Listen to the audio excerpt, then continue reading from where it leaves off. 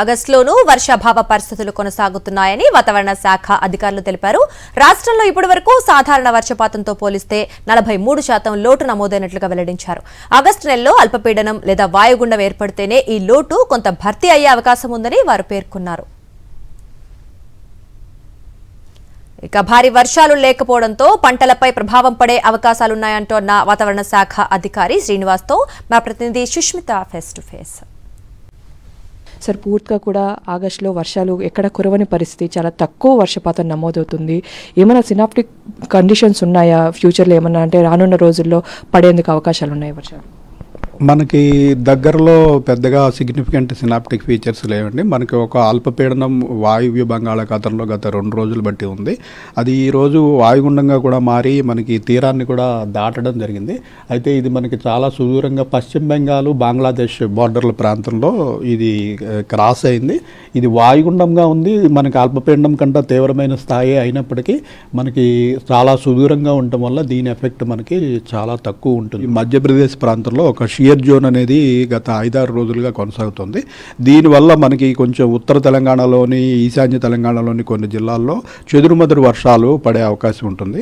లోకల్గా మనకి మధ్య తెలంగాణ అలాగే సిటీ, దక్షిణ తెలంగాణలో చూసినట్టయితే పెద్దగా సిగ్నిఫికెంట్ రెయిన్కి అవకాశం లేదు. అయితే లోకల్ అవైలబుల్ మాయిశ్చరు, ఇటీవల పడిన వర్షాల వల్ల ఉన్న మాయిశ్చర్ తోటి ఈ టెంపరేచర్లు మనకి 32, 34, 35 డిగ్రీల వరకు వస్తున్నాయి. కాబట్టి ఈ లోకల్గానే మనకి ఆవిరి అవ్వడం వల్ల సాయంత్రం సమయంలో కొద్దిపాటి మేఘాలు ఏర్పడి అక్కడక్కడ 20 నిమిషాలు 30 నిమిషాలు కొద్దిగా జల్లులు పడుతున్నాయి. ఇటువంటి సిచ్యుయేషనే రాగల 5-6 రోజుల వరకు కూడా మనకి. ఇప్పటి వరకు రాష్ట్రంలో ఎంత లోటు వర్షపాతం కనిపిస్తూ ఉంది? అది ఇంకా మరింత పెరిగే అవకాశం ఉంది ఒకవేళ వర్షాలు లేకపోతే? మనకి ముఖ్యంగా ఆగస్టు నెలలో చూసుకున్నట్టయితే చాలా లోటులో ఉన్నాము. ఆగస్టు 1వ తారీఖు నుంచి ఈ రోజు వరకు చూసుకున్నట్టయితే రాష్ట్ర వ్యాప్తంగా మనకు 41% లోటులో ఉన్నాం. అలాగే ఒక 5 జిల్లాలు తీవ్రమైన లోటు, -60% కంటే ఎక్కువ. ఈ ఎల్లోగా ఉన్న జిల్లాలన్నీ కూడా తీవ్రమైన లోటులో ఉన్నాయి. మరొక 20 జిల్లాలు లోటు వర్షపాతం అంటే 20% కంటే తక్కువ ఉన్న జిల్లాలు 20 జిల్లాలు ఉన్నాయి. తీవ్రమైన లోటు ఉన్న జిల్లాలు 25 జిల్లాలు ఉన్నాయి. ఓన్లీ ఒక్క జిల్లాలో మనకు ఎక్సెస్ రెయిన్ఫాల్ కామారెడ్డి జిల్లాలో నార్మల్ కంటే ఎక్సెస్ పడింది ఈ ఆగస్టు నెలలో. మరొక 4 జిల్లాలు మటుకు ఇటు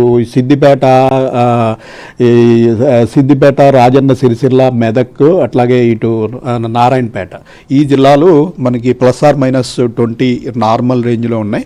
మిగిలిన అన్ని జిల్లాలు అలాగే మన సిటీలోని 3 జిల్లాలు కూడా 20% పైగా లోటులో కొనసాగుతున్నాయి. హైదరాబాద్ అంటే 3 జిల్లాలకి సంబంధించి కూడా సిచ్యువేషన్ ఏ విధంగా ఉంది? హైదరాబాద్లోని 3 జిల్లాలు కూడా మనకి ఆగస్టు నెలలో చూసినట్టయితే more than 20% డెఫిసిట్.